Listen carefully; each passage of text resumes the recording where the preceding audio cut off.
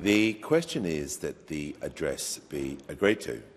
And before I call the honourable member for more, I remind the House that this is the honourable member's first speech, and I ask the House to extend to him the usual courtesies. And I give the call to the honourable member for more. Mr. Speaker, I begin by acknowledging the traditional owners on the land on which we meet, the Ngunnawal and the Ngambri people, and I pay my respects to their elders past and present. I would also like to pay my respects to the traditional owners of the land of my community, the Whadjuk people of the Noongar Nation. Now, I wasn't born into politics. I'm the son of a painter who was the son of a painter. I wasn't the first in my family to go to university or the first to work in law because of Labor government policies. But I am the first to stand here, in this place, and that matters. Because I didn't grow up thinking I'd end up here. But this life, in all its twists, brought me here anyway. And the truth is, I've never fit neatly into a single box. I'm a qualified electrician and a lawyer, a former publican, a father, and now a parliamentarian. I am not one thing, but it is the sum of my experiences that bring me here and gives me the insight to do this job. I come from working-class stock. I've poured beers, pulled cables, written briefs and represented workers. I've stood on job sites, picket lines, and I've heard more excuses from bosses than beats in a Ramones song. But the common thread, the baseline that's carried me, has always been a love for people, a belief in fairness and a commitment to opportunity, equity and the dignity of work, values at the very heart of the Labor movement. People often ask me how I went from being an electrician to being a lawyer. I tell them it's actually a pretty straight line. Being a sparky got me into the Electrical Trades Union. The union got me into politics, and politics eventually led me to law. And somewhere along the way, I realised I might be better at making laws than enforcing them. So not many lawyers wear steel caps, but then again, not many sparkies wear robes. Turns out whether it's a switchboard or a courtroom, the job's the same. Keep calm, stay grounded, and pray nothing catches fire. Maybe that's why I've always tried to make sense of the chaos, to understand how things go wrong and what can be done better. That drive comes from seeing people slip through the cracks. In the Fair Work Commission, on job sites, over the bar, and knowing someone has to be willing to speak up. Being an electrician taught me more than how to run a cable or wire a switchboard, and working in pubs taught me more than how to pour a beer. Both jobs taught me how to read a room, not just for voltage, but for people. They taught me how to stay calm when things went wrong, how to think on my feet, how to de-escalate a situation before it kicked off, how to finish the job even when it was raining, the plans were wrong, or someone was shouting at you from across the bar. I didn't grow up dreaming of conduit or cable trays, but once I put on the high vis, I found a trade that made sense, practical, tangible and essential. I still remember the buzz of finishing a job and knowing when you flicked a switch, something lit up because of you. There's a deep satisfaction in that, the kind of pride that comes from using your hands, your brain and your back all at once. It's not glamorous work, but it's good work, honest work, and I always carry that with me. Being a tradie taught me that nothing stays the same for long. One year you're an apprentice, the next you're mentoring one.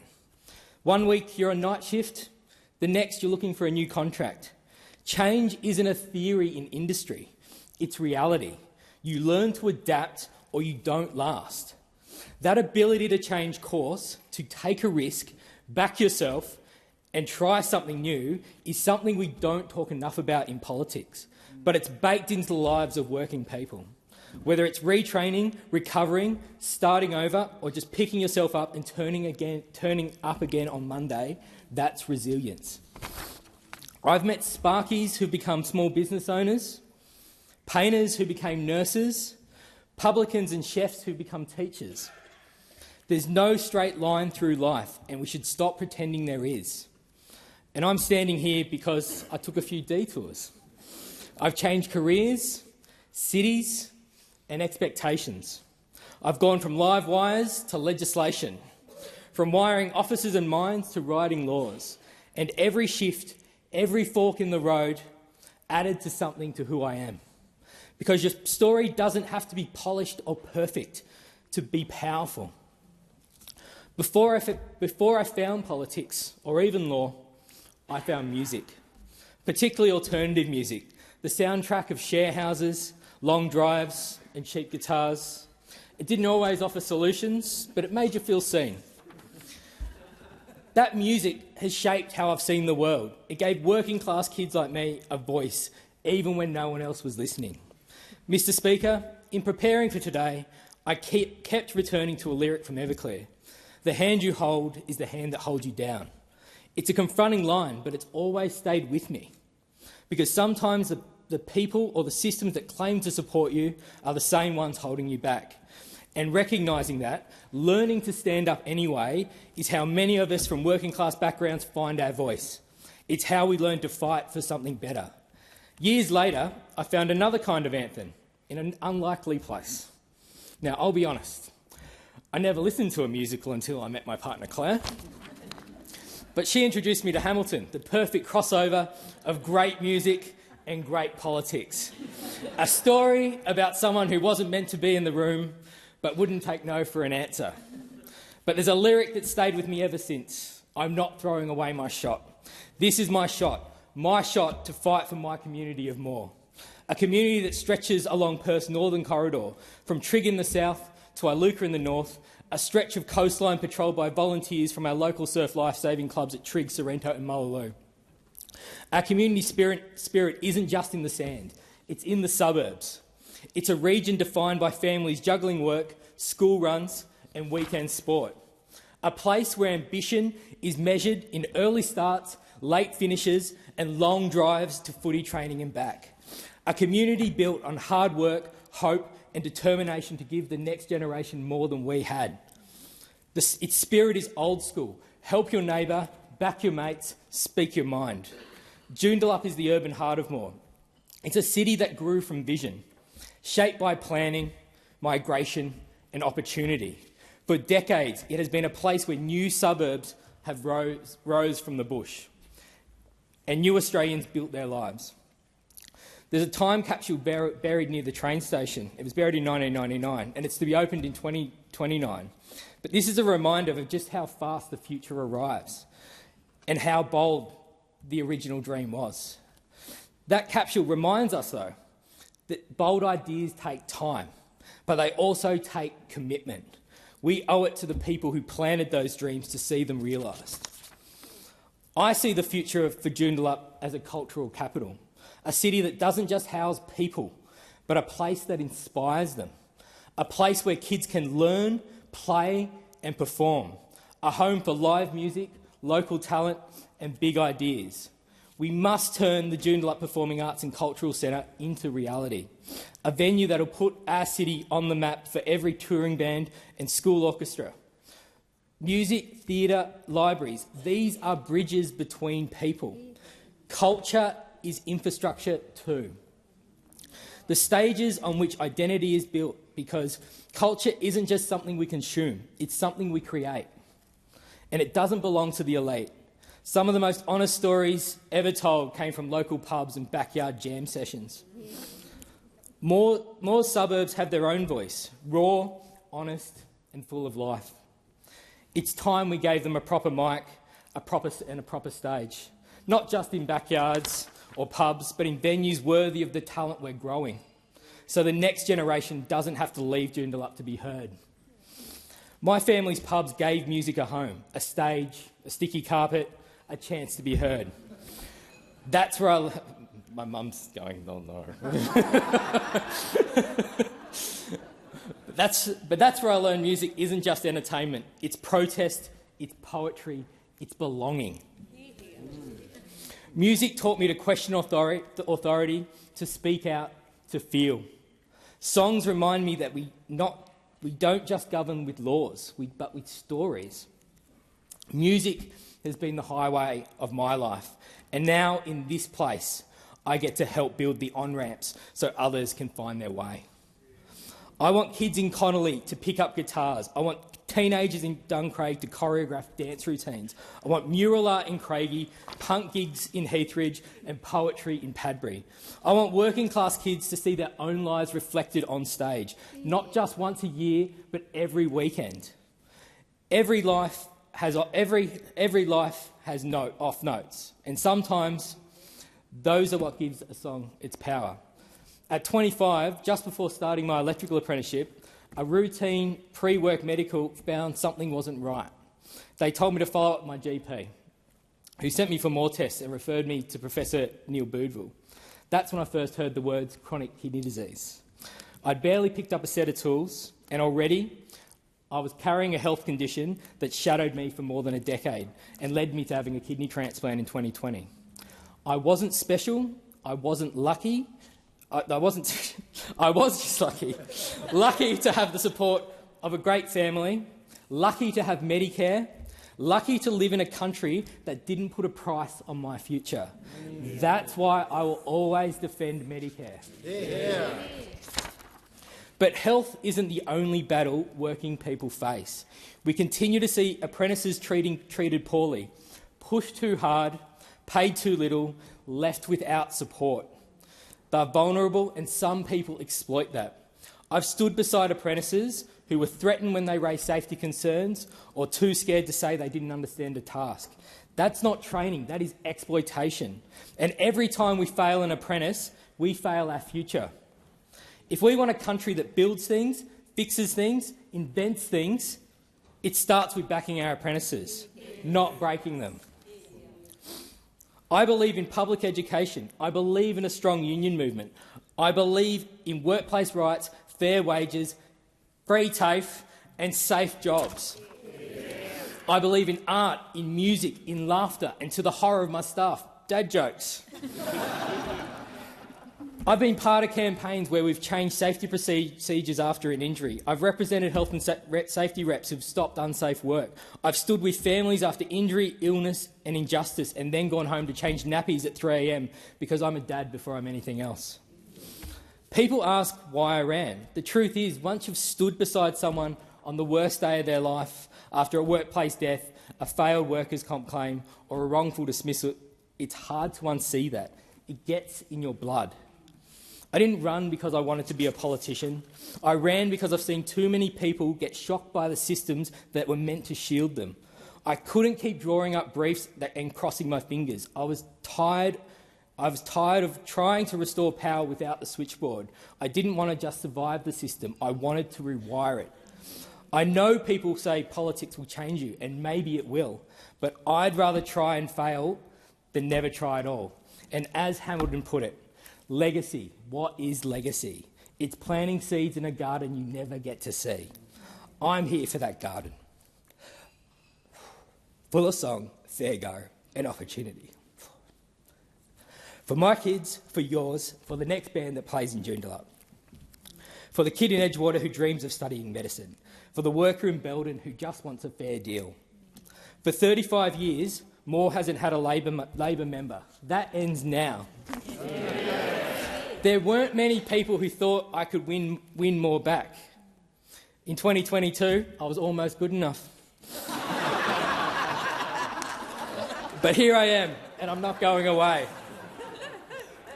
I'm not just here to hold the seat. I'm here to make it sing, to make sure the voices of our suburbs ring out in policy, in Parliament, and maybe even in the distorted gars and social perspective of punk. There will be challenges. Of course there will. But I've stared down worse, and I know what it means to fight, and I know what it means to lose. But I've learned that courage isn't the absence of fear. It's doing it anyway. It's holding your kids close and then standing up to speak. It's pressing play when everything inside you says pause. There's a poem that hangs on the wall of my office, Martin Nimola's First They Came, a stark reminder of what happens when good people stay silent. Its message is simple. If we don't speak out for others, there may be no one left to speak out for us. That poem is a compass, a reminder that silence helps the powerful and hurts the vulnerable. And every time I look up at the grass above this building, I remember why that matters. Parliament House was built beneath the feet of the people to remind us we serve the people, not the other way round. That belief has guided every step that brought me here, but I didn't take those steps alone. To my partner Claire, for your love, your honesty and your fierce belief in me, you are my home. Now, Claire has always been known for her wise investments. She picked me up when I was 38, an electrician with a dodgy kidney, 2 tool bags and a dream of being a politician that sounded more like a punchline than a plan. Some invest in shares or property. Claire invested in me. And I reckon she's still waiting for the dividend. But I'm working on it. And to my boys, they're not here. Chaos. But anyway, they won't remember this speech, but hopefully one day I hope they read it and feel proud. And to my parents, John and Mary, look what you have done. You raised a kid who asked too many questions, challenged everything, and somehow turned that into a job. You taught me the value of hard work, of doing the right thing when no one's watching, and backing yourself when the odds aren't in your favour. If I stand a little taller today, it's because I'm standing on the shoulders of your sacrifice and love. To my brother Joe, who saved my life by donating his good kidney. I carry that with me every day. To my other brothers, Greg, Kieran, Dominic, Joe set a pretty high bar. But in all seriousness, I'm proud to call you my brothers. To Professor Neil Boudville for overseeing my care and transplant for more than a decade. I wouldn't be standing here without you. Thank you. To Adam Woodage and Michael Wright from the Electrical Trades Union, you've always had my back and I'll never forget it. To United Professional Firefighters Union, thank you for giving me a chance to learn a new profession and trusting me to represent your members. And to the RBTU and the AMWU, your support has meant more than you know. To the members of the Kingsley, Hillarys and Joondalup branches, thank you for your dedication, your energy and your belief that more could be won. To Kim Young, Sue Hearn and Greg Wilton, your guidance, political education and belief and hard work made all the difference. To my colleagues and friends in the WA Parliament, Caitlin Collins, Emily Hamilton, Jess Stokowski, Stuart Aubrey and Mark Folkard, thank you for your friendship and support. To my campaign director, Tim Gray Smith, thank you for believing. You ran a campaign that was smart, steady and full of heart. To my campaign team and staff, thank you for backing me. I'll do everything I can to make you proud. And to my oldest friends, Murray, Logan, Scott, Andrew, Cameron, thank you for keeping me grounded, honest and moving forward. But to the people of Moore, thank you for your trust. I won't waste it. I'll work hard, I'll listen and I'll fight for the things that matter to you. You've put your faith in me and I intend to repay it. One conversation, one vote, one outcome at a time. To the Prime Minister, thank you, Albo, for your support, your example and proving that a love of music and a love of people are not just compatible, they're essential for leadership. And to my WA Labor colleagues, Pat Gorman, Matt Keogh, Madeline King, Anne Ali and Josh Wilson, you've known me since this journey began back in 2016. Thank you for your guidance, advice and encouragement. You've shown me what it means to lead with purpose and serve with principle. I'm extremely proud to stand alongside you. And to the members of this House, I look forward to working with you, learning from you and occasionally debating with you, loudly. But I'd like to just finish on this. And to the young people out there who feels like they don't belong, maybe this place is for you too. Maybe one day you'll be here, not because you fit the mould, but because you didn't. Because sometimes the hand you hold doesn't hold you down. Sometimes it lifts you up. Thank you.